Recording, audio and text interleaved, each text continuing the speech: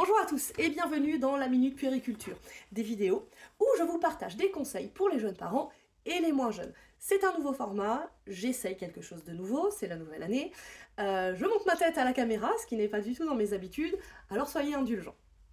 Alors, je vais répondre à un maximum de vos questions en une minute. Bon, ça va dépasser un petit peu aujourd'hui puisque je vous explique le concept. Du coup, aujourd'hui, on s'interroge, est-ce que les hétérosexuels vont bien ? Je déconne, ça n'est pas le sujet aujourd'hui.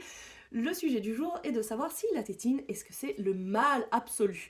Est-ce que la tétine, c'est le diable? Alors, plusieurs situations actuellement, c'est quand on allait, quand on n'allait pas. Quand on n'allait pas, la tétine, bien sûr, aucun problème. Après, la seule question va être comment l'enlever plus tard. Ça serait une autre question.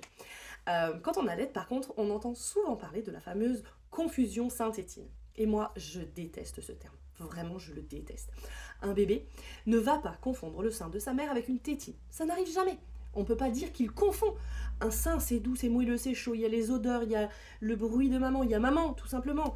Et la tétine, c'est un morceau de plastique. Par contre, soyons honnêtes, oui, la tétine peut poser problème pendant un allaitement.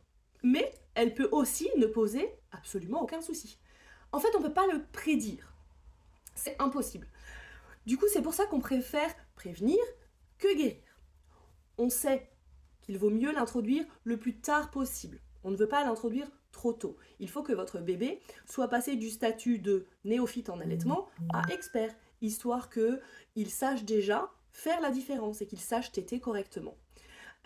On évite de l'introduire par exemple avant la montée de lait. Ça, pour moi en tout cas, c'est zéro tolérance. Avant la montée de lait, pas de tétine.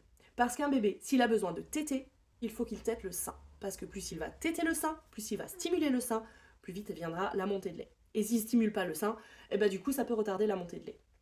Voilà, donc zéro tolérance avant la montée de lait. Même si je sais que les premiers jours sont très difficiles, pour l'avoir vécu aussi, c'est vrai. Mais voilà, ça peut soulager une maman épuisée, je l'entends. Ça peut soulager quelqu'un qui a mal, effectivement. Mais ça, c'est un risque, ça amène un risque en plus. Donc, on évite avant la montée de lait. Il n'y a actuellement aucune étude scientifique qui dise que la tétine pose problème lors de l'allaitement. Aucune. Aucune étude scientifique qui dise clairement c'est la faute de la tétine. Il n'y a aussi aucune étude scientifique qui nous dise le contraire, parce qu'on fait de toute façon dire tout ce qu'on veut aux études scientifiques. Donc, globalement, moi, ce que je vous conseille, évitez la tétine avant la montée de lait, et après la montée de lait, avec parcimonie.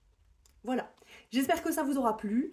N'hésitez pas à commenter, à vous abonner, et puis à bientôt pour une prochaine Minute Puériculture.